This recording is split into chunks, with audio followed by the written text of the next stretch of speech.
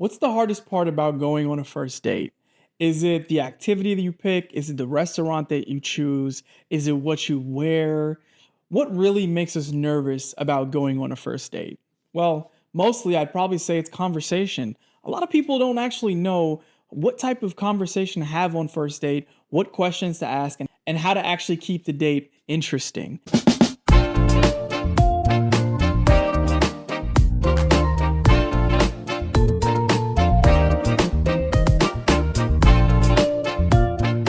Well, on today's episode, I figure I make it really easy for you guys and talk about some of the top questions to ask on a first date. These questions that you can use and take from this video and apply on your dates and get your date to actually open up, be a little bit more comfortable, but also learn about the person that you're across the table from. And if you haven't had that first date yet and you're still on the dating apps swiping away, trying to figure it out, don't worry, my last video is going to help you out a lot because it talks about how to win on dating apps. I'm going to have that up here. And if you're new to the channel and you don't already know, you here with Touché, see that too?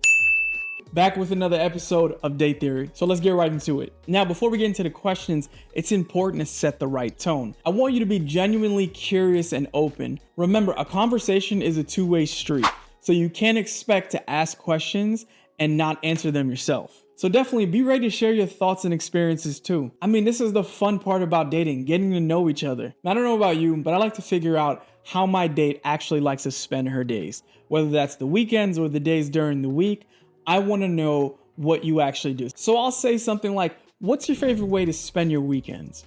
Now, this is a great question because this allows the other person to kind of open up and share some of their hobbies and things that they like to do. Once they start opening up about their hobbies and interests, that's an easy way to find things in common. And when you find that you and your date have things in common, that's what's going to start helping that comfortability rolling. That's what's going to help start that momentum that you're going to build in this conversation. Now, a great follow-up question that you can actually add is, do you have any upcoming plans that you're excited about? That shifts the conversation over to something current and something that's upcoming, and they start to talk about things that excite them. Now, my second question is one that I truly love.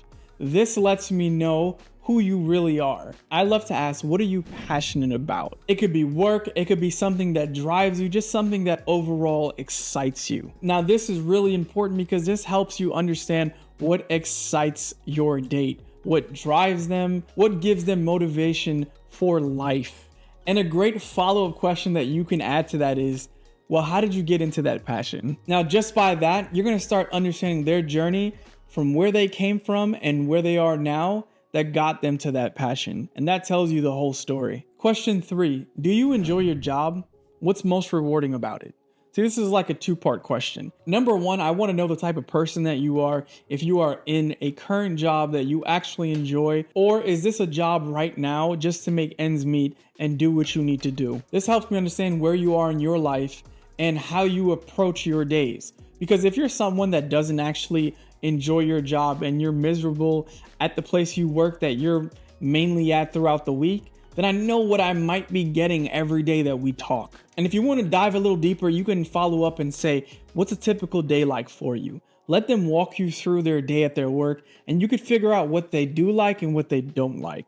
And if you figure out the things that they don't like are just some bullshit, and you're like, oh shit, I see the type of person that you are. You just complain a lot. Like, it's really not that bad. That right there is going to give you a better insight into the person that you're going to potentially date. Question number 4.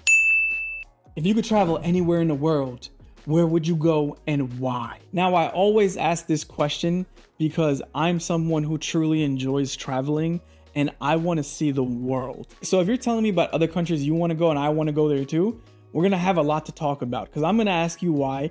And especially if your whys are my whys, baby, when we going? I also like to ask a follow-up question and ask, have you traveled much before? Because I have met people who just like to go places but never plan to go anywhere. I want to know if you really about this travel life or it's just bullshit, because I'm out. Now, question 5 is great for sparking so many different conversations. What's a good book, movie, TV show that you've watched or read recently? I love this question because it lets me know the type of entertainment that you're actually into. If you're someone that is an avid reader and you actually enjoy reading about stories and creating them in your mind, and you're that type of person, that lets me know where we stand, because I don't read that much. And be honest with you, I try to get into it little by little, but I keep falling asleep. But that's just me. Or if you're someone who watches a really dope TV show that I haven't watched yet, put me on, let me know. I also love going to the movies. There's nothing like a movie date, but not on the first date. Do not make that mistake and do a first date at the movies. That is the worst first date that y'all can plan. I don't care what y'all say.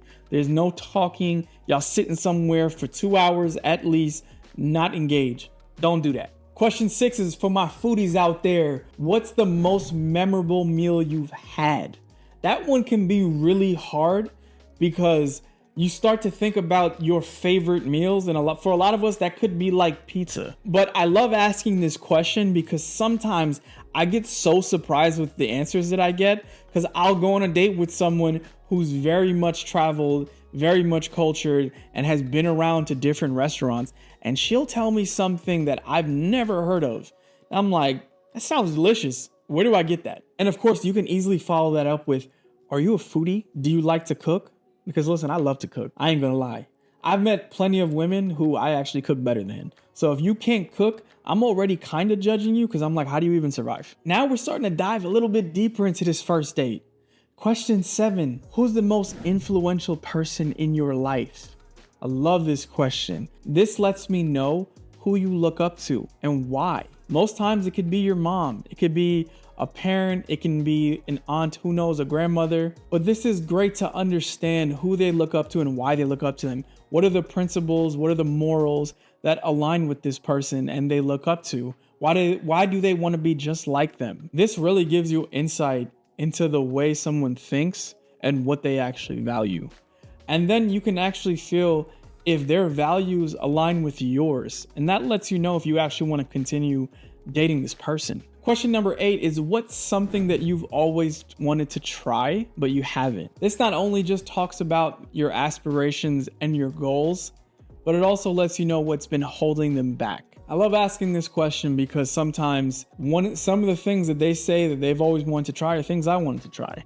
And hey, maybe we can do it together. Next question, what's your idea of a perfect day? Now, this is a lot different from the very first question on how you spend your day, because I want to know, in an ideal world, if all things are perfect, what does that look like for you? Because hey, maybe in life, you're going to get to a really great point where you can do anything that you want. Hopefully you all can. And when you get there, it'd be really nice to share that with a person that wants to do the same things that you want to do, or maybe not. And lastly, to close this up, if you could change one thing in the world, what would that be and why? Now, I love this because, again, I'm big on aligning values and morals. So I would like to know, if you had all the power in the world, what would you change and why? This lets me know who you really are, down to your core values and your beliefs.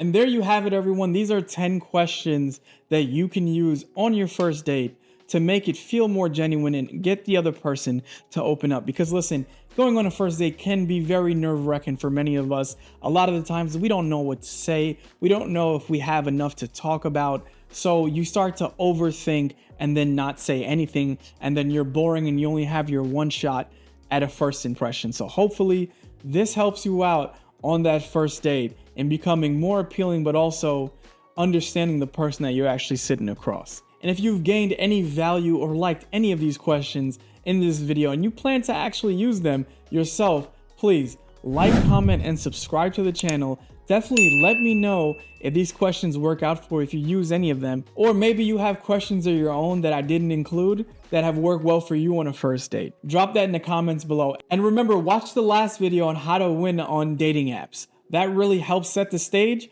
for you to get into that first date. Once again, you already know where you at. You know who you with. Touché. I'll see you on the next one. Peace.